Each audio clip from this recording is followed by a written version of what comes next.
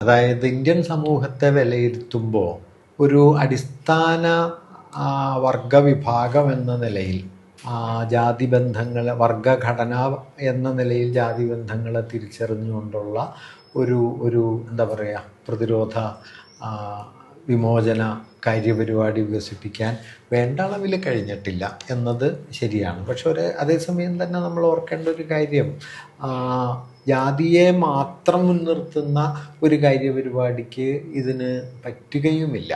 ഞാൻ പറയണത്, ഈ വിമർശനം അംഗീകരിക്കുന്ന സമയത്ത് തന്നെ ഇതിനെ മറുഭാഗത്തെത്തിച്ചിട്ട് കാര്യമൊന്നുമില്ല.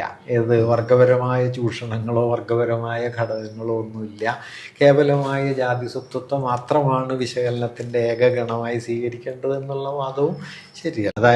ഇന്ത്യൻ സമൂഹത്തെ വിലയിരുത്തുമ്പോൾ ഒരു അടിസ്ഥാന വർഗ വിഭാഗം എന്ന നിലയിൽ ജാതി ബന്ധങ്ങൾ, വർഗഘടന എന്ന നിലയിൽ ജാതി ബന്ധങ്ങളെ തിരിച്ചറിഞ്ഞുകൊണ്ടുള്ള ഒരു ഒരു എന്താ പറയുക, പ്രതിരോധ വിമോചന കാര്യപരിപാടി വികസിപ്പിക്കാൻ വേണ്ട അളവിൽ കഴിഞ്ഞിട്ടില്ല എന്നത് ശരിയാണ്. പക്ഷെ അതേസമയം തന്നെ നമ്മൾ ഓർക്കേണ്ട ഒരു കാര്യം, ജാതിയെ മാത്രം മുൻനിർത്തുന്ന ഒരു കാര്യപരിപാടിക്ക് ഇതിന് പറ്റുകയുമില്ല.